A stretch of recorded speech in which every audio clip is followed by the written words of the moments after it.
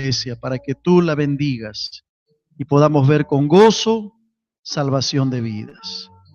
Recordamos a nuestros misioneros, de manera especial a Rosita en México, que tu amor fluye en su vida, la acompañes en estos momentos, tu presencia esté con ella, Señor. Y también oramos por nuestro país, por nuestra ciudad y por nuestro distrito de Comas, por el cese de la violencia, de la delincuencia, y que podamos ver, Señor, tiempos maravillosos en nuestra ciudad. Al abrir tu palabra, oramos que tu Espíritu Santo nos bendiga y nos hable conforme a nuestra necesidad. En Cristo Jesús, nuestro Señor, te lo rogamos. Amén. Amén. Continuamos con nuestra serie sobre el Evangelio cuádruple. Al ver los que se echan aire, me hacen recordar algo que ayer viví. Les voy a contar. Esto no es parte del sermón, ¿ah? Esto es algo, si quieren grabarlo, está bien, no hay problema. Pero ayer fui a un matrimonio. Tuve que predicar en el matrimonio de una pareja de amigos de mucho tiempo atrás, de la iglesia de Miraflores. Y en el programa que nos entregaron, no lo traje, lo hubiera traído, porque al verlos, el programa era de cartulina y tenía una paletita así como de helado. Entonces era programa y a la vez abanico, ¿no? Estoy pensando si los bosquejos debemos hacerlos así, por lo menos en el verano, para que no suframos tanto con el calor tan fuerte que estamos viviendo. De paso, estamos orando solamente, para ver si podemos poner aire acondicionado en el templo. Así que, no sé, el Señor tiene la última palabra, está en oración en estos momentos. Bien, ahora sí, vamos a entrar a nuestro tema, el Evangelio cuádruple, y hemos estado mirando, hemos estado viendo durante todo este mes porque consideré que era muy importante que como iglesia, que somos Alianza Cristiana y Misionera, sepamos bien la base de nuestra denominación y podamos entender, comprender bien lo que creemos, lo que es nuestra fe, que está basada en la palabra del Señor. Así que el día de hoy estaremos viendo el Evangelio cuádruple y de manera puntual, de manera específica, estaremos mirando a Cristo, el Rey que viene por segunda vez. Y en el logotipo de nuestra denominación hemos estado viendo cada uno de los simbolismos, ¿verdad?, de este logotipo. Y dijimos entonces que la cruz simbolizaba ¿qué cosa? Cristo nuestro Salvador. La cruz simboliza a Cristo como nuestro Salvador. Luego la jarrita donde se deposita el aceite, dijimos que representa a Cristo nuestro sanador, aquel que puede traer sanidad física al cuerpo. El abacro, que fue el tema de la semana pasada, nos recuerda a Cristo como nuestro santificador, y la corona, entonces, que vamos a ver hoy, nos recuerda a Cristo como el Rey que viene por segunda vez. Y hoy estaremos hablando acerca de este tema de la segunda venida de Cristo. La corona representa al Rey que viene en la persona de Cristo por segunda vez. Uno de los temas más fascinantes del relato bíblico es el que tiene que ver con los acontecimientos de los últimos tiempos.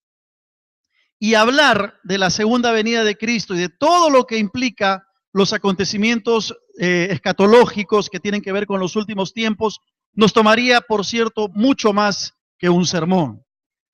Un autor llamado Carlos Hodge dijo que el tema de la segunda venida no se puede discutir adecuadamente sin hacer un examen profundo de todas las enseñanzas proféticas, tanto del Antiguo como del Nuevo Testamento. Es decir, acercarnos al tema de la segunda venida de Cristo demanda preparación, estudio a profundidad, a conciencia de lo que la palabra de Dios tiene que decirnos en cuanto a este tema. No vamos a poder mirarlo a profundidad. Esperamos que durante el año tener una serie sobre la escatología, sobre los acontecimientos finales de los últimos tiempos, pero hoy queremos responder por lo menos 3 preguntas claves para poder entender el tema de la segunda venida de Cristo. La primera pregunta es, ¿cuál es el tiempo de la segunda venida de Cristo? ¿Cuál es el tiempo de la segunda venida de Cristo. Y para eso debemos mirar un pasaje en Mateo capítulo 24, en el versículo 36. Si ustedes van al Evangelio de Mateo, por favor, en el capítulo 24, versículo 36, encontramos la respuesta a esta pregunta. Va a decir allí, pero del día y la hora nadie sabe, ni aun los ángeles de los cielos, sino solo mi Padre. Es decir, el Señor Jesús categóricamente señala que el tiempo de su segunda venida es o resulta desconocido. Nadie puede saber, nadie puede decir a ciencia cierta cuándo es el tiempo de la segunda venida de Cristo. Por lo tanto, cualquier intento de los hombres para encontrar una fecha exacta es totalmente infructuoso y absurdo.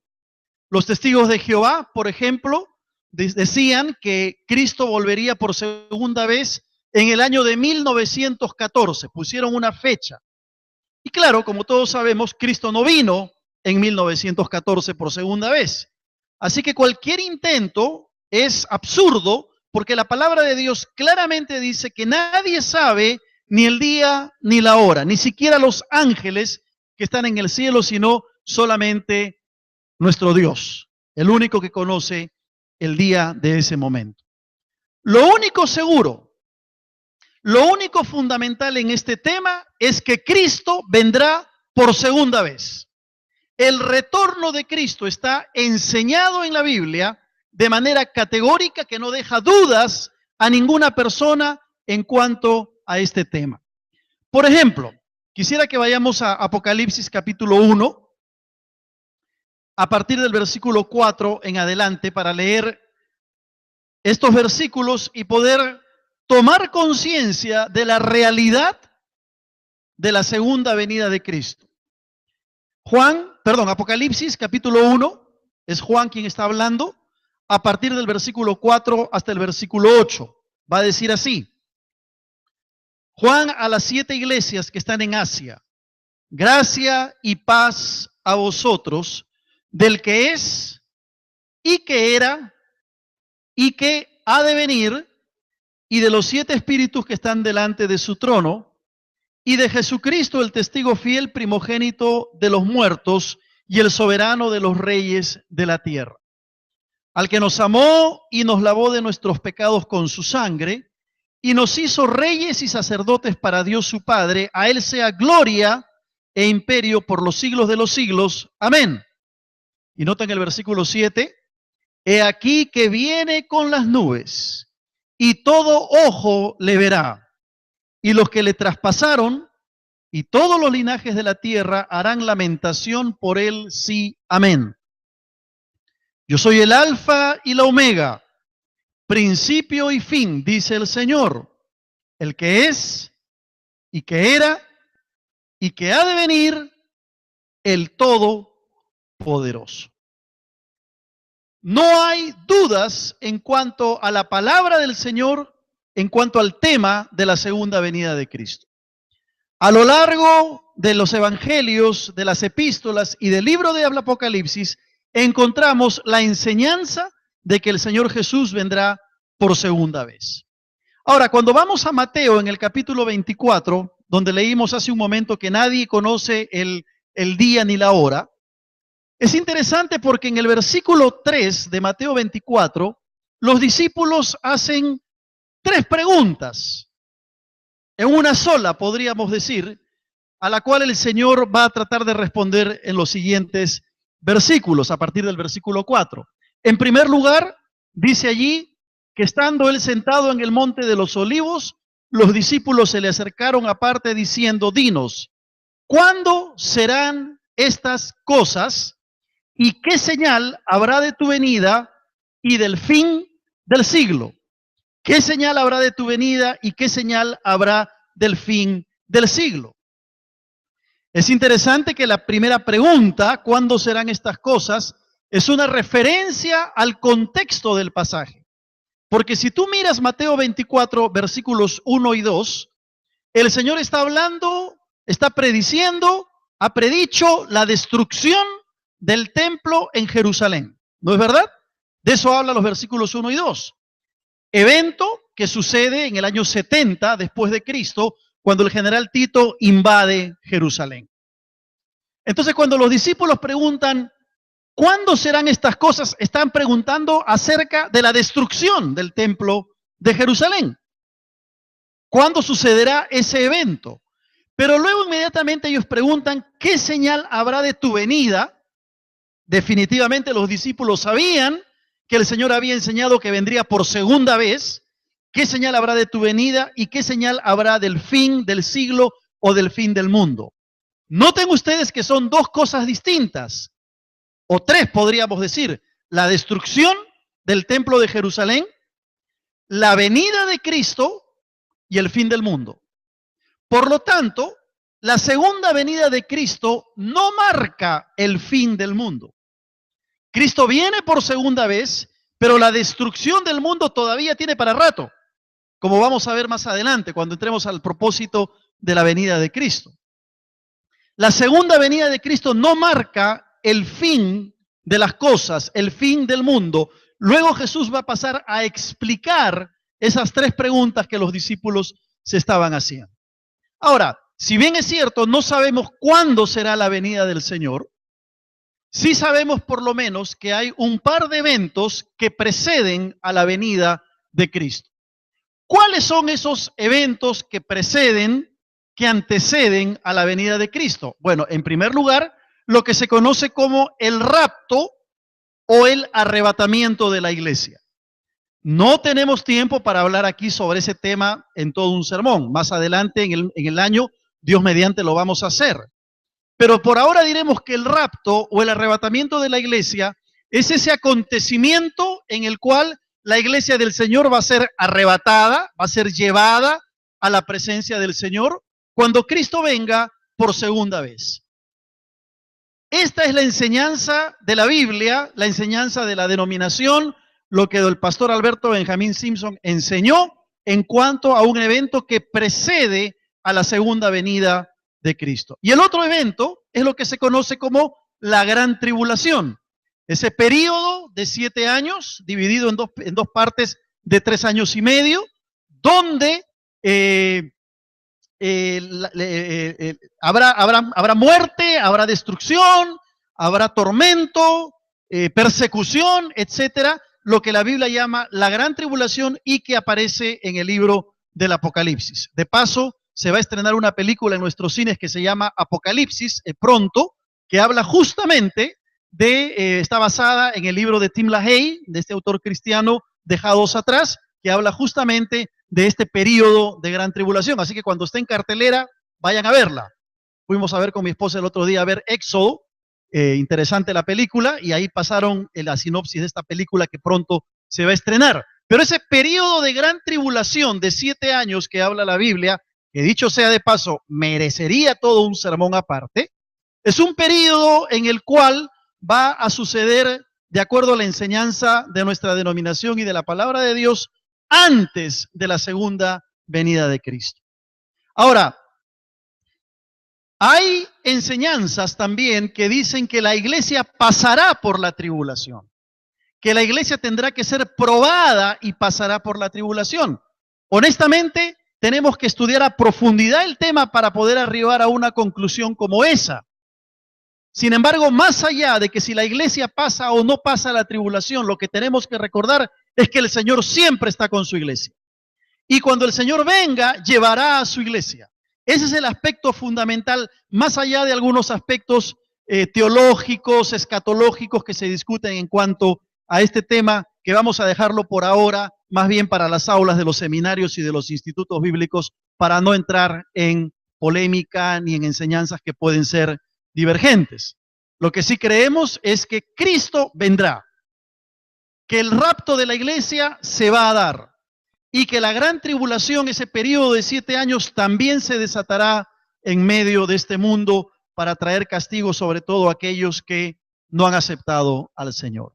Ahora, cuando vamos a la Biblia, especialmente en el libro de Hebreos, en el capítulo 10, en el versículo 25, encontramos que el autor de Hebreos habla de ese gran día. Él dice, no dejando de congregarnos, como algunos tienen por costumbre, sino exhortándonos, y tanto más cuanto veis que aquel día se acerca. ¿De qué día está hablando el autor de Hebreos? Está hablando de esa segunda venida de Cristo. Y él dice, no dejen de congregarse, no dejen de ir a la iglesia como algunos tienen por costumbre, porque el Señor está cerca, porque la venida del Señor está cerca.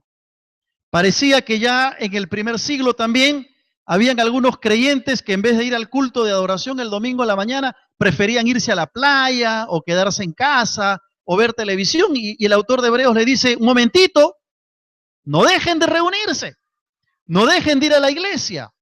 Algunos ya lo han hecho como una costumbre. Cuidado con eso. ¿Por qué razón? Porque el día del Señor se acerca. Ahora tú me dirás, pero pastor, eso se dijo en el primer siglo de la era cristiana. Han pasado 20 siglos y todavía no viene el Señor. Entonces, ¿cómo es que Pablo y el autor de Hebreos dicen de que el día del Señor está cerca? Bueno, tenemos que entenderlo desde el lado de Dios. Tenemos que entender esta realidad de que la venida del Señor está cerca desde la economía de Dios, desde la perspectiva de Dios. Para Dios, un día son como 1000 años y 1000 años como un día. Por lo tanto, desde la perspectiva de Dios, la actitud del creyente debería ser que la venida de Cristo siempre está cerca. El creyente tiene que vivir su vida cristiana con una perspectiva de eternidad. Tiene que vivir como si el Señor Jesús viniera en los próximos 5 minutos. Yo creo que el Señor ha permitido este concepto, esta idea en su palabra de que la venida de Cristo está cerca, para que tú y yo vivamos cada día conscientes de que el Señor está por venir. Amén. Yo te pregunto, si el Señor viniera en los próximos minutos, ¿cómo te encontraría? ¿Estarías listo para encontrarte con el Señor o tendrías que agachar tu cara de vergüenza por una situación de pecado en tu vida que te impide acercarte al Señor?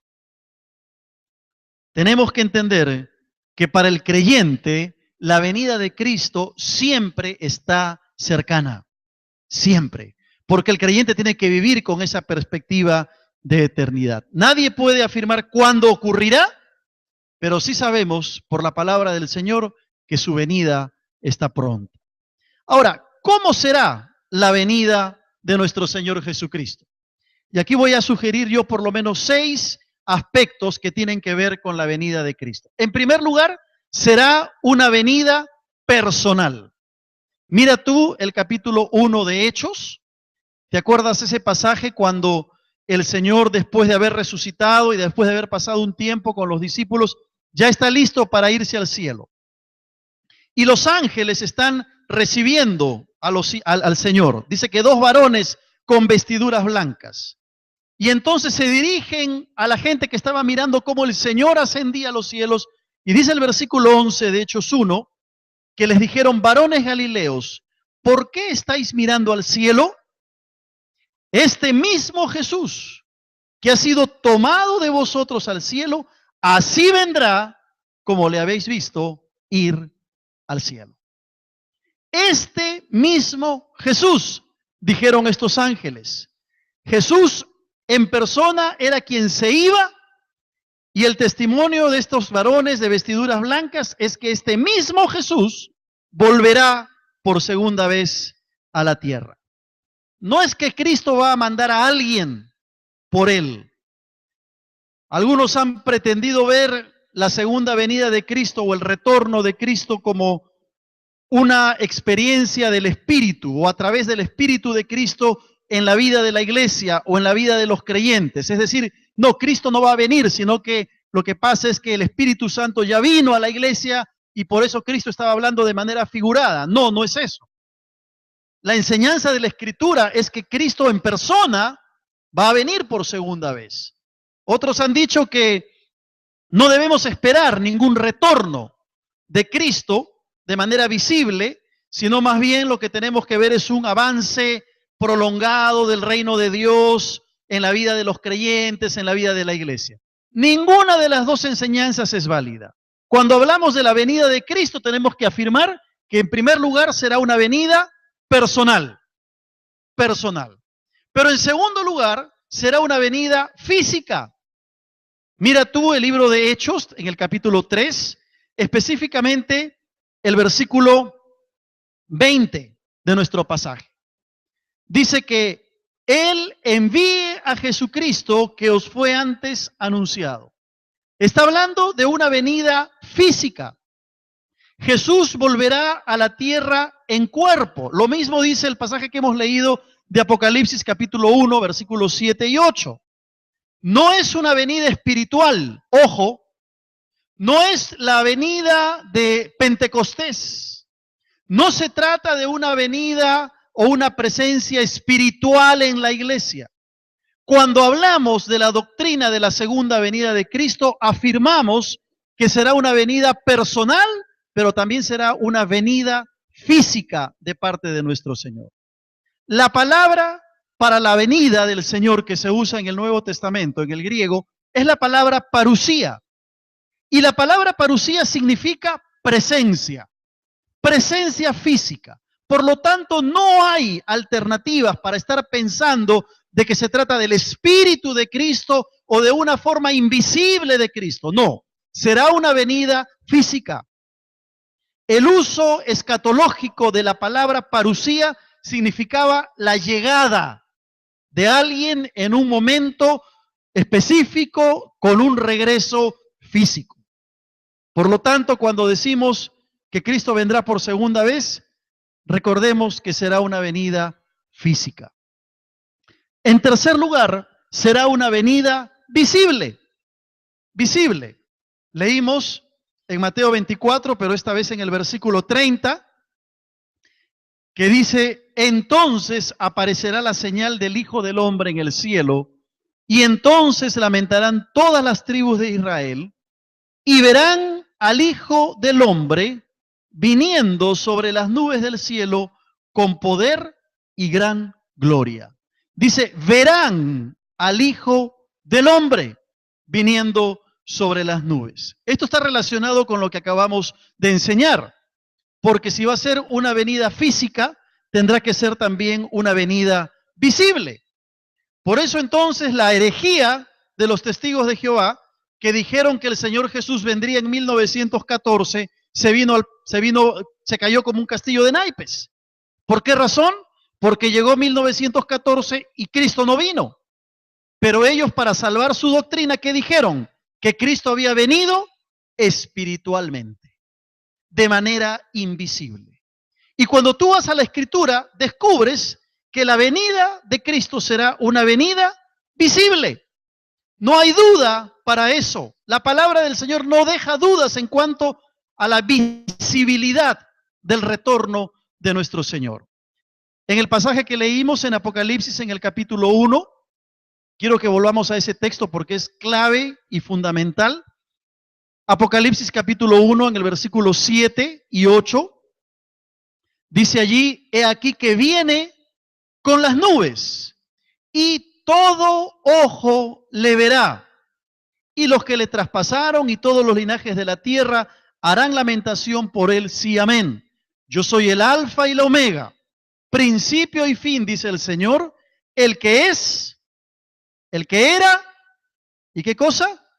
El que ha de venir, el Todopoderoso. Pero ¿has notado lo que dice el versículo 7? Todo ojo le verá. ¿Qué quiere decir que todo ojo le verá? Que toda persona será consciente de la venida visible de Cristo. Que no habrá posibilidad para ningún ser humano de permanecer ignorante ante la venida del Señor, porque será tan clara que es como si tu ojo ve en ese momento la venida del Señor. Además, que no es imposible, ¿verdad? Lo hemos dicho ya tantas veces. Cuando yo conocí al Señor, me enseñaron esta doctrina de la segunda venida de Cristo, y yo decía para mí mismo, ¿cómo es eso de que todo ojo le verá? Claro, vivíamos hace 40 años atrás, ¿verdad? con 3 canales de televisión en blanco y negro, no había fax, no había internet, no había computadora, no había teléfono celular, no había nada de todo eso.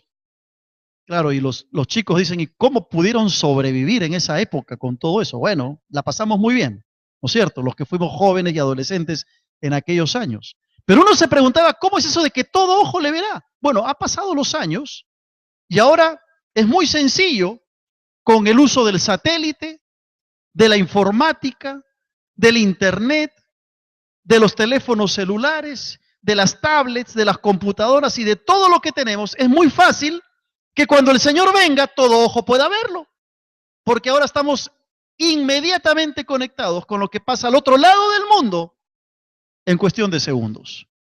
Por lo tanto, esta realidad de que todo ojo le verá es algo evidente que no cae en el campo de la fantasía, como quizá hace 40 o 50 años uno podía haber pensado, ¿cómo será eso de que todo ojo le verá? Yo quisiera detenerme aquí, en estos momentos, para reformular la pregunta de hace unos momentos. Si el Señor viniese en este instante, en los próximos minutos, ¿cómo encontraría tu corazón? ¿Cómo nos encontraría? ¿Nos iríamos con Él felices, contentos, adorándole? ¿O tendríamos que agachar la cabeza avergonzados por algo que no está bien en nuestra vida? Será una venida visible. Todo ojo le verá.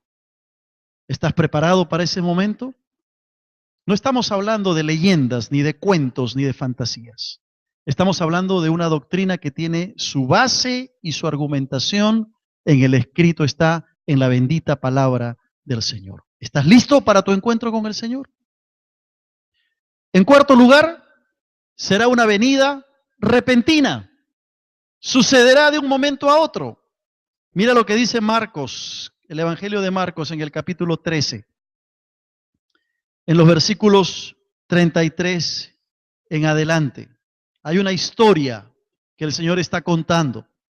Y en Marcos 13, en el versículo 33, la palabra dice, mirad, velad y orad, porque no sabéis cuándo será el tiempo. Es como el hombre que yéndose lejos dejó su casa y dio autoridad a sus siervos y a cada uno su obra, y al portero mandó que velase.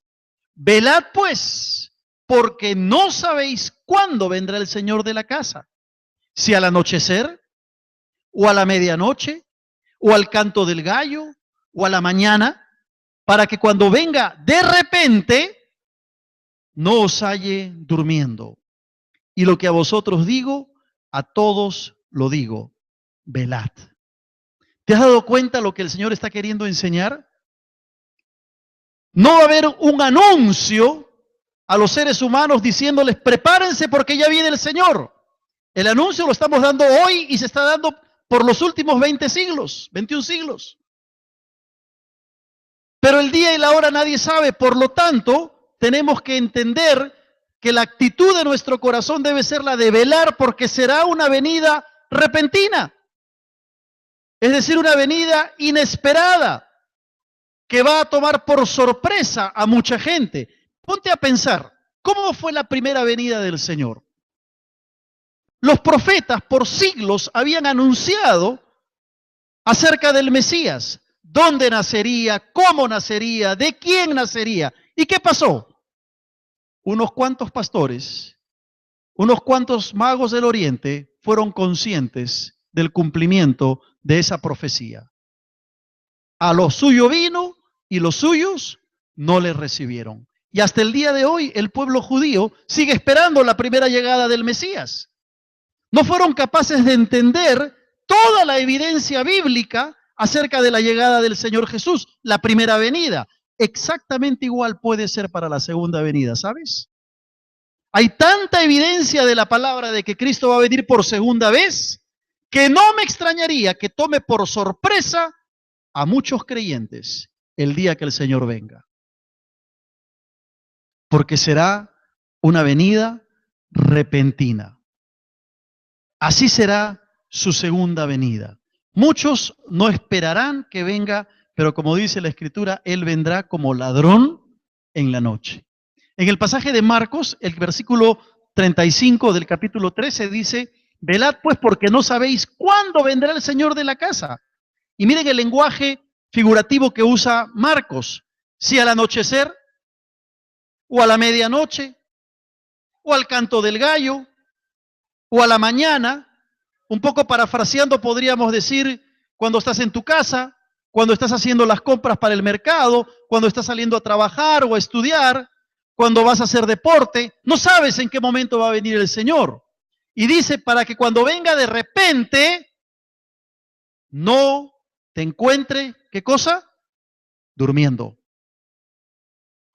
Hay muchos creyentes que están dormidos espiritualmente hablando y cuando el Señor venga se van a sorprender.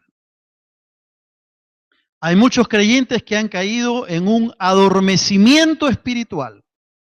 Viven una religión, viven una vida aparentemente cristiana, pero están dormidos, no están velando y cuando el Señor venga de repente se van a sorprender. ¿Cómo está tu corazón delante de Dios? ¿Estás velando? ¿Estás viviendo cada día de tu vida con la expectativa de que el Señor viene? ¿Estás viviendo cada día de tu vida como si ese día viniera el Señor? Esa es la actitud del cristiano, porque será una venida repentina. Pero además será una venida triunfante y gloriosa. Volvemos a nuestro texto de Apocalipsis 1 y el versículo 7 y 8 nos ejemplifica, nos pinta este cuadro. Dice que viene con las nubes y todo ojo le verá y los que le traspasaron y todos los linajes de la tierra harán lamentación por él. El versículo 8, después de decir que es el alfa y el omega, el principio y el fin, dice, el que es, el que era y el que ha de venir, el todopoderoso. Se será una venida triunfante, una venida gloriosa. Ya no será como su primera venida, cuando vino y nació como un bebito, indefenso, dependiente de sus padres. Esta vez viene Él como el Rey de Reyes, como el Señor de Señores, a imponer autoridad, a gobernar con su iglesia. El Todopoderoso.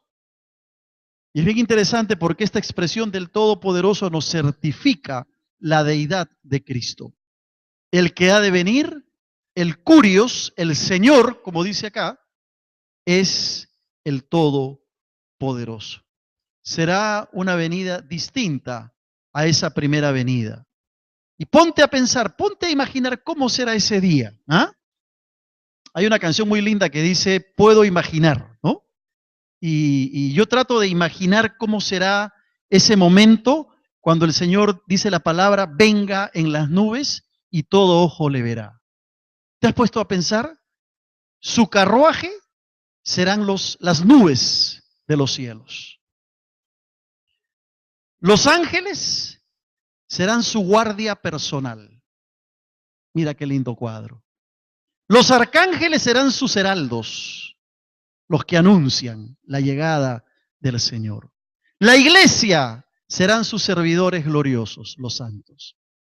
No podemos ni siquiera imaginar con nuestra mente limitada lo que será ese momento triunfante y glorioso cuando venga el Señor. Vendrá como Rey de Reyes y Señor de Señores para la gloria de Dios Padre. Pero además será una venida con su iglesia, una venida con su iglesia, una venida con sus santos. Mira por favor Primera de Tesalonicenses en el capítulo 3. Primera Tesalonicenses capítulo 3 versículos 12 y 13. Dice específicamente el versículo 13, para que sean afirmados vuestros corazones irreprensibles en santidad delante de Dios nuestro Padre en la venida de nuestro Señor Jesucristo con todos sus santos. La iglesia, los creyentes, vendrán como esa novia sin mancha con el Señor. Después de haber recibido sus coronas, después de haber recibido sus recompensas, Vendremos con el Señor a triunfar, a reinar, a gobernar en esta tierra. Yo te pregunto, ¿estás listo para tu encuentro con el Señor? Tal vez hay personas en esta oportunidad que aún no han entregado su vida a Cristo, que no conocen al Señor, que no le han abierto el corazón. Déjame decirte que hoy tú puedes entregarle tu vida al Señor y ser parte de ese ejército de cristianos que vamos a recibir al Señor cuando Él venga por segunda vez y venir con Él para implantar su reino en esta tierra. ¿Estás preparado? ¿Has abierto tu corazón al Señor? ¿Le has entregado tu vida a este rey que viene por segunda vez? Pero tenemos que responder la última pregunta. ¿Cuál es el propósito de la segunda venida de Cristo? Y como dijimos hace un momento, la segunda venida de Cristo no significa el fin del mundo. No significa que ahí se acaban las cosas. Cristo volverá para instaurar un reino de 1000 años en esta tierra. Un periodo de 1000 años donde Satanás va a estar atado por ese tiempo. Y en un estado casi perfecto, el hombre tendrá la oportunidad de acercarse a Dios, pero seguirá rebelándose contra su Señor. La enseñanza está en Apocalipsis capítulo 20. Y vale la pena leer por lo menos los 6 primeros versículos de Apocalipsis capítulo 20.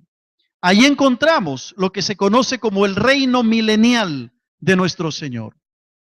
Dice Apocalipsis 20, versículo 1, vi a un ángel que descendía del cielo con la llave del abismo y una gran cadena en la mano. Y prendió al dragón, la serpiente antigua, que es el diablo y Satanás, y lo ató por 1000 años. Y lo arrojó al abismo y lo encerró.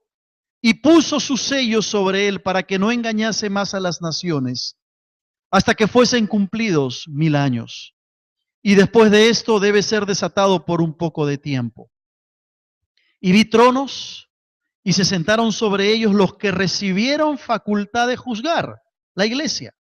Y vi las almas de los decapitados por causa del testimonio de Jesús y por la palabra de Dios, los que no habían adorado a la bestia ni a su imagen y que no recibieron la marca en sus frentes ni en sus manos, y vivieron y reinaron con Cristo 1000 años. Estos son los creyentes que se convierten en la tribulación, que tienen que pagar con su vida el no haber creído en Cristo antes de la llegada de la gran tribulación.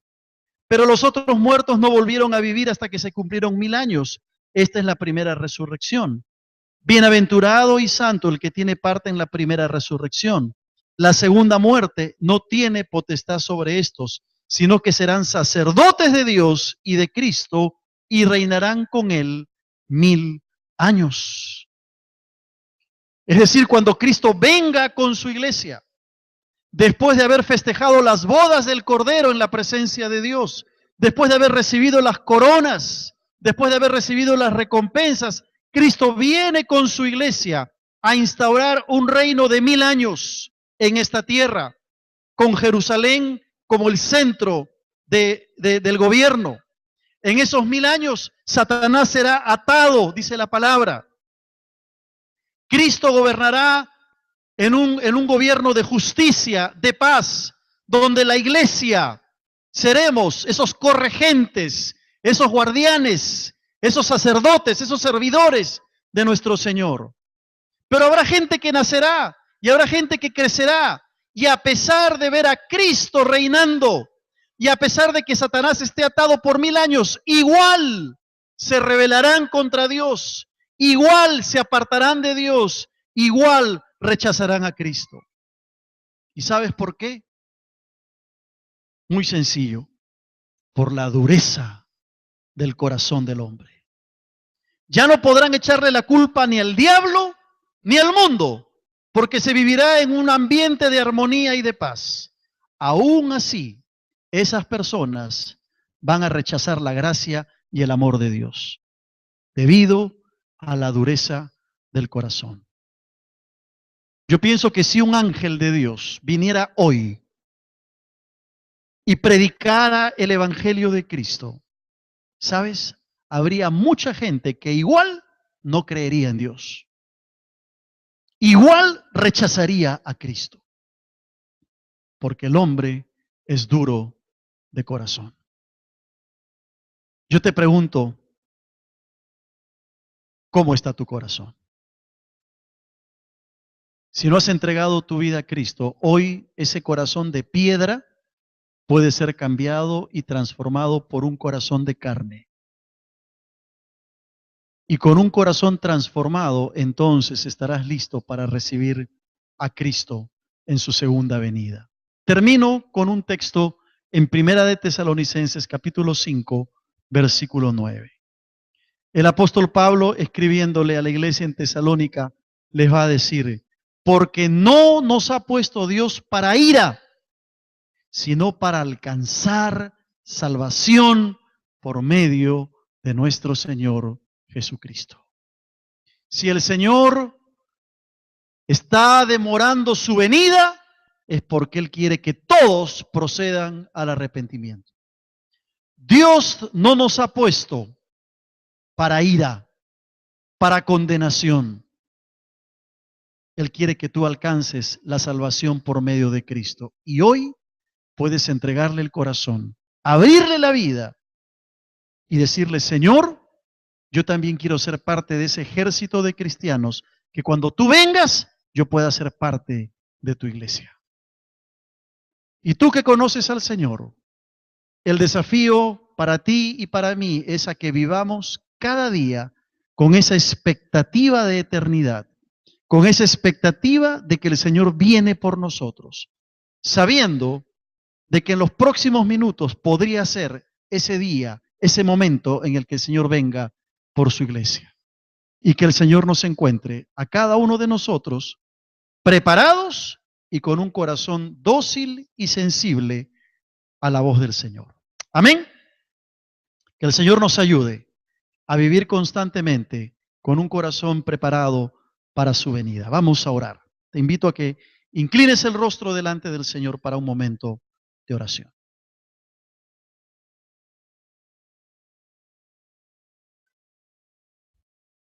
La evidencia de tu palabra, Señor, es clara. No hay dudas de que tú vienes por segunda vez. Ayúdanos a esperar con fe y en obediencia ese momento glorioso y triunfante en que tú vendrás por tus hijos, por tu iglesia, por todos aquellos que hemos puesto nuestra fe en ti. Ayúdanos a vivir con una perspectiva de lo eterno, como si vinieras pronto, como si vinieras hoy mismo, para que no nos encuentres, Señor, en pecado, en falta, alejados de ti, sino en una vida de comunión permanente. Y si hay alguien que no te conoce hoy, Padre Santo, yo te pido que sea tu Espíritu Santo ministrando a esos corazones. Seguimos con esa actitud de oración. Pero yo quiero dirigirme a las personas que quizá nos están visitando hoy por primera o por segunda vez, que han escuchado este mensaje y que quieren entregar la vida a Cristo, a entregarle el corazón, para que cuando Cristo venga, ustedes también puedan ser parte de ese ejército de cristianos que vamos a recibir al Señor en gloria. Si usted en esta tarde quiere entregarse al Señor, quiere abrirle el corazón, yo quisiera orar por usted. Y lo que le voy a pedir es que ahí en su lugar, si usted quiere entregarse al Señor, levante su mano. Yo le voy a ver desde aquí y haré una oración por usted. Si usted quiere venir a Cristo hoy, allí en su sitio donde está, ponga su mano en alto y vamos juntos a orar. ¿Habrá alguna persona que quiere hacerlo? Dios le bendiga a usted. ¿Alguien más quiere hacerlo el día de hoy? ¿Alguien más quiere venir al Señor y entregarle la vida? Si usted quiere hacerlo, ponga su mano en alto y yo voy a orar por usted. Es el momento de entregarle el corazón a Jesús. Hoy es el día de salvación, dice la palabra del Señor. ¿Quiere usted venir al Señor? No luche más en su asiento. Ponga su mano en alto, yo le voy a ver desde aquí y voy a orar por usted. ¿Habrá alguna otra persona que quiere hacer? Ya vamos a orar. No voy a insistir más. Voy a pedirle a la persona que ha levantado su mano que se ponga de pie, por favor, en su asiento, para orar juntos. Vamos a entregarle la vida al Señor, sin temor. Póngase de pie, usted que levantó su mano, póngase de pie en su sitio, póngase de pie, vamos a orar. Cuando venimos al Señor, dice la Biblia que hay gozo en el cielo por un pecador que se arrepiente. Yo quiero orar por ustedes que están manifestando su deseo de venir al Señor. Si hay alguien más que quiere hacerlo, póngase de pie en estos momentos en su lugar. Si usted aún no ha entregado su vida a Cristo y quiere hacerlo hoy, le invito en el nombre del Señor. Póngase de pie y vamos a orar también por usted en esta tarde. Los que ya conocemos al Señor, vivamos con esa perspectiva de lo eterno. Vamos a orar.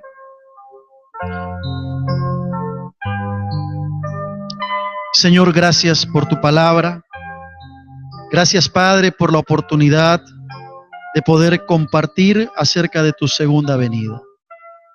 Tú ves estas personas que están puestas en pie, que manifiestan una necesidad espiritual, que hoy vienen delante de ti. Señor, tú que conoces sus corazones, perdona sus pecados y ayúdales a caminar contigo de tal manera que ellos puedan ser parte de ese ejército de cristianos que vamos a recibirte cuando tú vengas por tu iglesia.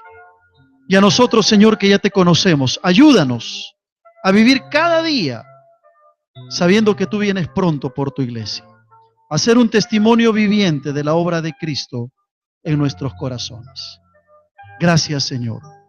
Te bendecimos, te alabamos y a ti damos toda la gloria y toda la honra en Cristo Jesús.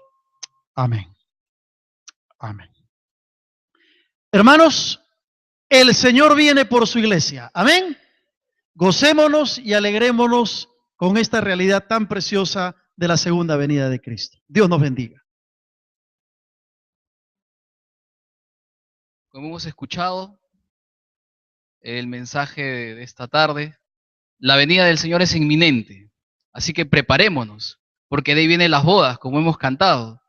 Así que preparémonos para poder presentarnos a esas bodas y a la fiesta de las bodas, como la canción misma decía, con una vestimenta especial, con lino fino y resplandeciente.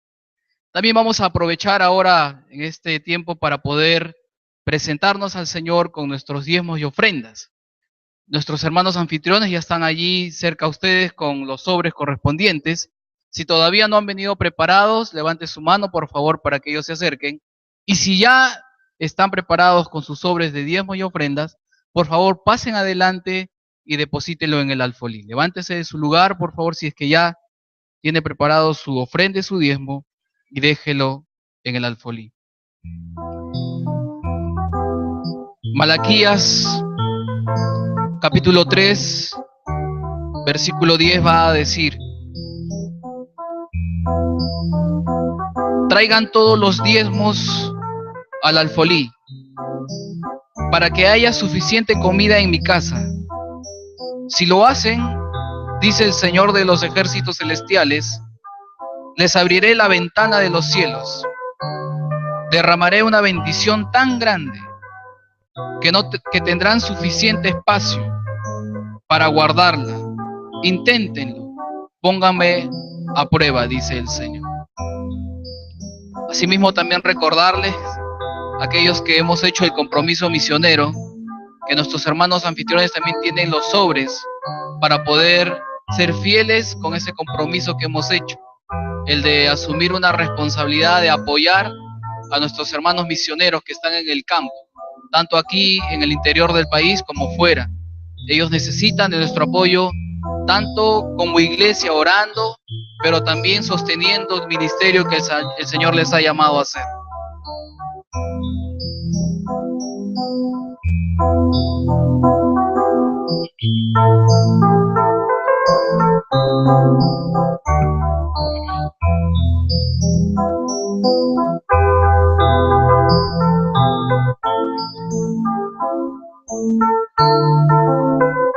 Ahora les invito a inclinar su rostro por un momento para orar por los diezmos y ofrendas. Ahí en su lugar, incline su rostro por un momento, por favor. Señor, te damos muchas gracias con todo el corazón. Sabes cómo nos presentamos delante de ti, presentamos estos diezmos y ofrendas para que tu gloria y tu reino se siga extendiendo. Reconocemos que todo es tuyo y todo procede de ti. Es por ello que en esa responsabilidad y obediencia venimos para traerte nuestros diezmos y ofrendas, Señor. Gracias por la bendición del trabajo. Gracias por la provisión diaria. Y gracias, Dios.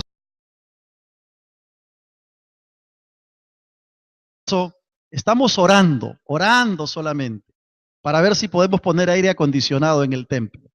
Así que, no sé, el Señor tiene la última palabra, está en oración en estos momentos.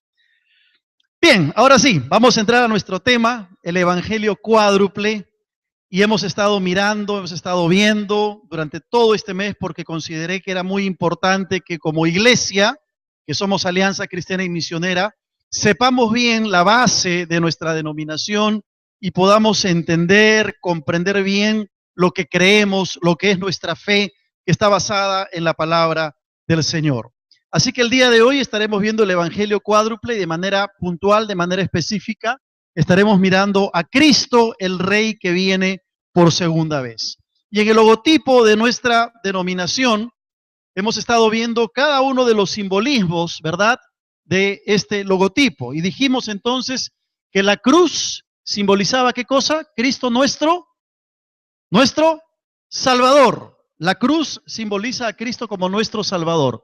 Luego la jarrita donde se deposita el aceite, dijimos que representa a Cristo nuestro sanador, aquel que puede traer sanidad física al cuerpo.